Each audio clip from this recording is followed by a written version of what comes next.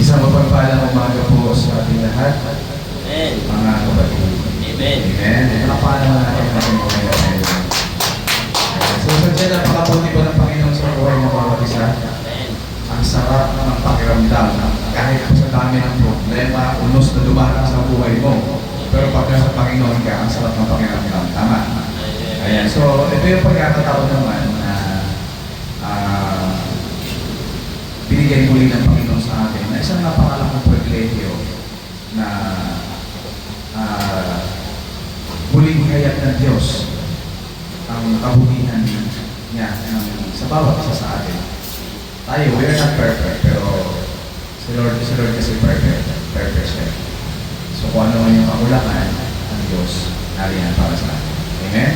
Ayan, so manalangin po tayo, sama-sama po tayo manalangin at iyak po natin ang ating mga ulo. Father God in heaven, kami o Diyos ay nagpapasalamat sa iyong kabutihan sa bawat isa sa aming Panginoon. O Lord, nandito Panginoon ang iyong mga aming mga puso at aming mga isip. Kami o Diyos ay nagpapabasa ng Panginoon Diyos. Lord God, i-open niyo po Panginoon ang puso ng bawat isa Panginoon. At ikaw o Diyos ang magsasalita Panginoon sa umaga nito. Natagos sa aming puso Panginoon kung ano man Panginoon ang mensahe na nais mong ihatid sa bawat isa sa amin o Diyos. Lord, nahanda kami Panginoon na makinig o Diyos sa kung ano man Panginoon ang iyong sasabihin Panginoon sa bawat isa sa amin o Diyos sa umaga. Lord, kung ano man ang aming mga pagkakamali o Diyos, ang aming mga pagkukulang, Lord, patawarin ito ang bawat isa sa amin o Diyos. At sa pagkakataon ito, Panginoon, uli, ikaw, Panginoon, ay aming ipinataas. Uli ka namin niluluan. Hati o Diyos, pinupuri namin ang iyong pangalan.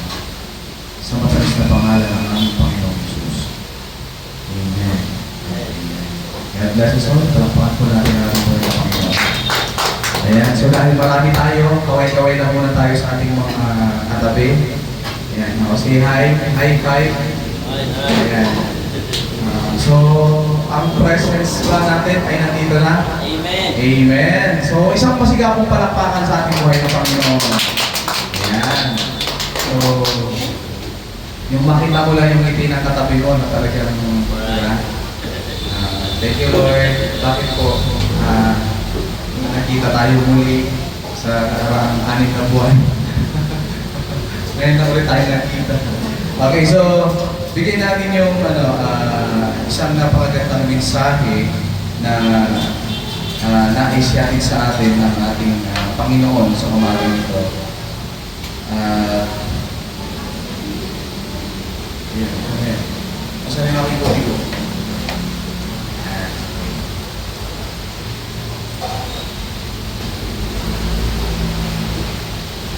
Ilang minutes ang passage?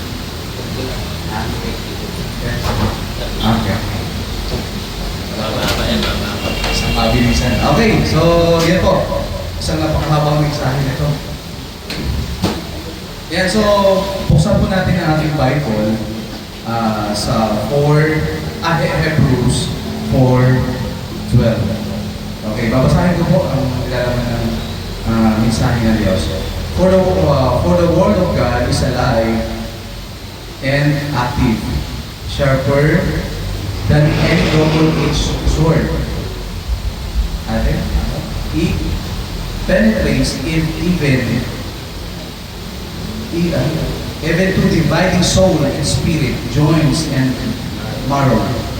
Ganun katindi, di ba? It judges the truth and attitudes of the heart. Yun po yung mensahe ng Diyos sa ating sa umaga nito. Okay, so kung susundan po natin, okay, the Word of God is alive and active. Pero bago po dyan, babasahin ko muna ulit sa Tagalog. Okay? Sapagkat ang salita ng Diyos ay buhay, okay, ay buhay, mabisa, at higit na matalas kaysa alinmang tabak na may dalawang talim, at tumatagos hanggang sa pinaghihiwalayan ng kaluluwa at espiritu. Ng mga kasukasuan at ng utak sa buto. Grabe yung sagad hanggang alam niyo yung bulalo. Kita niyo, pati yung laman doon sa pinakaman niya. Ganun kami din, kami ba, kasalita ng mga. At may kakayahang kumilala ng mga pag-iisip at mga hangarin ng puso. Okay, so yan. Ang sabi ko dito, the Word of God is alive and active. So, ibig sabihin, ang Bible, o yung salita ng Diyos, ang nasa isip ng karamihan, ito, ano lang naman ito eh. Ang nasa isip ng karamihan, the Bible, is para siyang historical. Parang ano lang siya, history lang siya, na we-look back, na ito yung nangyari noong unang panahon. So, yun yung nangyayari, na parang ginawang historical book ang Bible. Karamihan, di ba? May mga theory minsan, may mga katuluan minsan, na parang ang dating ang Bible, ginawa siya, yun nga, historical. Okay. So, sa buhay natin, na bilang isang tao, ang tawag nito, yung pagbabasa natin ng Bible, or yung the way tayo mag-anabisa, lalo na pagka sa umaga, o pag-ising natin, but parang ang layo ng, pag nag-pray ka, parang ang layo na Lord. Sino nakaramdam na gano'n, nag-pray na parang ang layo kayo Lord? Parang narinig ba ako na Lord? Actually, ako natatamaan din ako eh. Natatamaan din ako sa sitwasyon na ito. Yung bang tipong parang ang layo mo na kay Lord, kahit nag-pray ka, kahit ang lalim ng panalangin mo, lalo na pag may kang problema. So, ang ano pala doon, ang reason doon is lalo na kapag hindi ka nagbabasa ng Bible. Parang hindi ka na makapag-interact. Once na nagbabasa pala tayo ng Bible, that's the time na pwede mong i-interact yung sarili mo doon sa binabasa mo sa Bible. Diba? So, yun yung ano natin. And ang tawag nito, ang Bible is ang salita ng Diyos. Once na nakapagbasa tayo ng Bible, nandito nagmumula yung transformation. Amen? Doon nagkakaroon na i-short lang, isa 10 minutes naman tayo. Okay. Nagkakaroon tayo ng transformation. At ang salita ng Diyos, nagbibigay ng buhay, active sa bawat isa kapag tayo nagbabasa ng Bible. Sino ba nagbabasa ng Bible? Okay. Parang ako rin kayo eh. Sino nagbabasa ng Bible? Pero pagdampot ako nga kaya, cellphone ng binadampot. Amen? Okay naman ang cellphone. Basta may cellphone naman may Bible. So, ibig sabihin ng Bible, ito ay kailangan natin sa buhay natin. Kasi that's the time na parang i-direct mo the Lord na ikaw mismo nakikipag-usap ka directly sa Panginoon. So, ang salita ng Diyos is alive. Tama? So, pag nagbabasa ng Bible, si Lord directly mo siya nakakausap. Interact. Ibig sabihin nakakapag, yun yung time na kung saan nangungusap si Lord sa'yo. Doon sa salita ng Diyos o doon sa Bible. Okay? So, ang Bible is not an ordinary literature. Hindi siya talaga parang alam mo yung sinulat lang na ganito. Pero ang salita ng Diyos talaga is talaga, ano yan, kumbaga, diba tawag doon? Yun nga yung usap sa'yo. Active. So, okay. So, doon tayo. Move na tayo. Kasi, limited yung time. Okay. So, next is, the Word of God is the sword of the Spirit. Amen? Okay. So, titignan natin dito. Basahin natin ulit yung ano. at higit na matalas kaysa anumang tabak. Makinig po tayo ha. Anumang tabak na may dalawang talim at tumatagos hanggang sa pinaghiwalayan ng kaluluwa at espiritu ng mga kasukasuan at ng utak ng buto. Okay. So,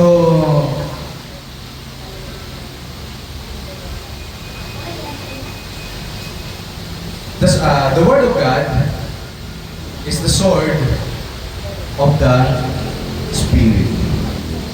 Sino naniniwala na ang salita ng Diyos is minsan masakit? Minsan, ano ba tawag nito? Ang salita ng Diyos, minsan talaga tumatagos sa puso natin. Ganun katalas. And ang salita ng Diyos, the Word of God, is changing the world. Napakaraming nangyayari ngayon sa mundo na masasabi natin, minsan nga ang tao, kilala mo ba si Lord? O kilala ko. Ganun mo kakilala ang Diyos sa buhay mo. Ang salita ng Diyos, kumbaga parang ito yung kumbaga ito yung, ano ba tawag dito, yung, ano ba sa Tagalog yung sword? Espada. Sa Bisaya. Talaga akong gapo. Okay.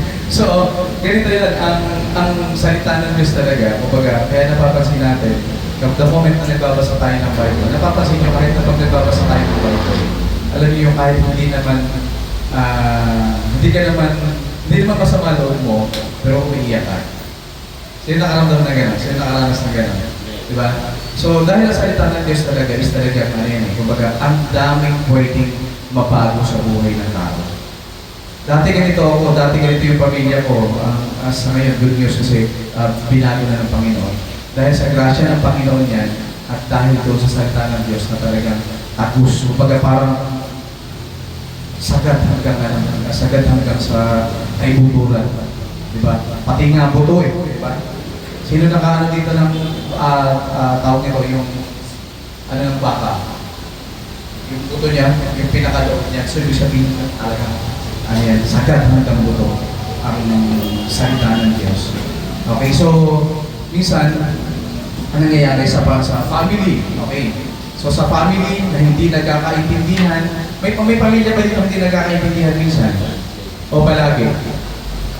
Palagi, no?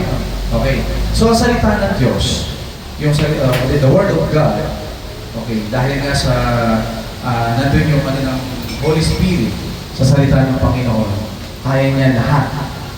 Yung mga negative, yung mga kapangitan sa buhay natin, yung mga pangit na pag-iisip, kaya tabasin ni Lord yan sa buhay mo. Amen? Nakikinig mo ba tayo? Oo, di ba? So, matindi ang salita ng Panginoon. Kung papakinggan natin o kung talagang iisa-isahin natin kung gaano kalalim ang salita ng Panginoon is talagang tumatagos yan sa buhay ng bawat isa. Kaya nga, pero mo, nag-start lang tayo, ilan lang? 12 disciples lang. Ngayon, ilan na tayo sa buong mundo? Ganun katindi ang salita ng Panginoon. O ganun katalas ang salita ng Panginoon kapag ito ay ina-apply sa buhay ng bawat isa. Amen? O, amen na lang mo. Amen. Okay, so ganun po yung salita ng Diyos ha. So hindi ko siya ganun kumbaga hindi siya just lang. So, yan. Okay, so next, the Word of God is the ultimate judge. Okay, ulitin ko po. Sino po nagbabasa ng Bible? Patas na kamay. Okay, ngayon, kapag nagbabasa pa kayo ng Bible, nakikita niyo ba yung sarili ninyo? Nakikita niyo. Ganong katindi ang salita ng Panginoon.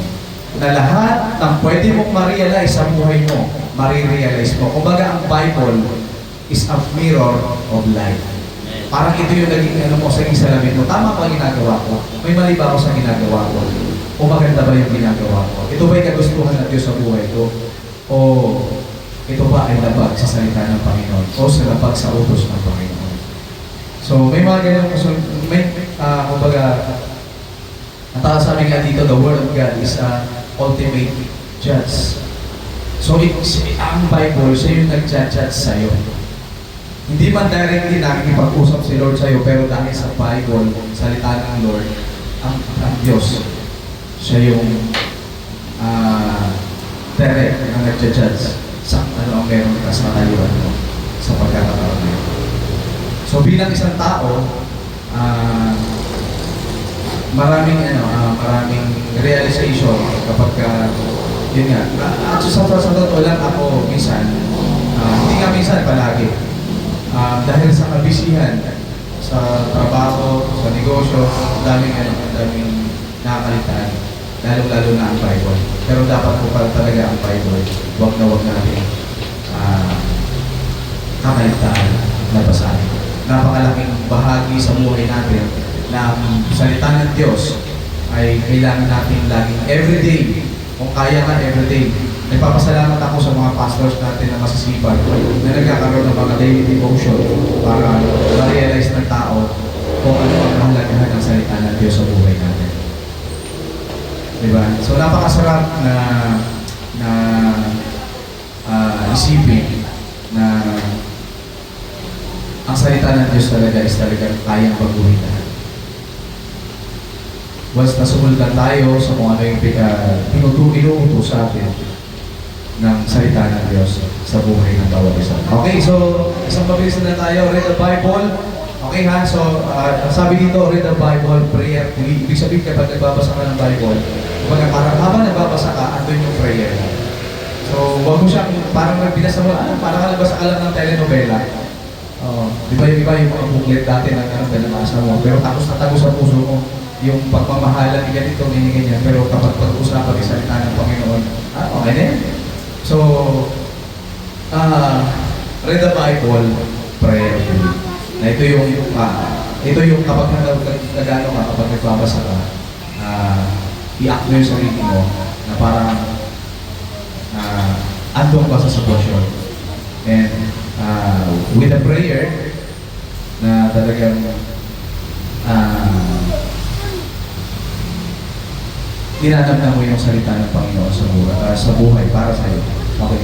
Use the Bible as a weapon. Okay? So, kailangan gamitin natin ang Bible. Huwag mo itong gamitin ginagamit kasi ng iba ang Bible is condemnation. Uy, kapatid, mali yung ginagawa mo ha. Ang sabi kasi ng Bible, ginamit pa yung salita ng Diyos. Huwag mong gagamitin ang salita ng Diyos na tawag nito para to condemn. Kumbaga parang, kapatid, mali yung ginagawa mo. Ang sabi pa naman ng Bible, ganito. Okay, so mali po yun. So, ang mahalagang gamitin natin is gamitin ang Bible as a weapon sa kung ano man ang tawag nito kasamaan. Okay. May nagkaroon sa'yo. So, yan mo lang. Share mo lang yung mabuti ng Panginoon. So, yun lang. And then, be transparent before God. Okay, so sabi nga dito, maging transparent tayo sa salita ng Panginoon. So, kung paano nangusap ang Diyos sa buhay mo, ganoon din ang gagawin mo para sa sarili mo. Kasi kapag ang Diyos nangungusap sa iyo, may sinasabi ang Panginoon sa iyo, sino nakakarinig ito binulungan na ni Lord?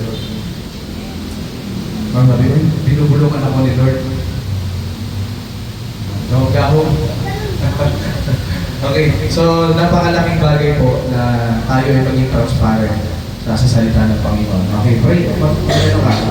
Pray natin. Although mahirap sa part natin, sabi nga, ang hirap naman, basa ng Bible. Mas gusto ko pang magbasa ng cellphone. Diba? Yung iba kasi, puro cellphone na lang yan.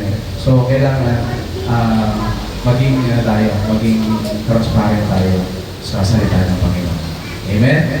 Okay, so, may natutunan po ba? Kahit short lang po yung natin, message natin. Okay, palampakan naman po natin ang ating buhay na Panginoon. So, yun po yung application natin sa buhay natin.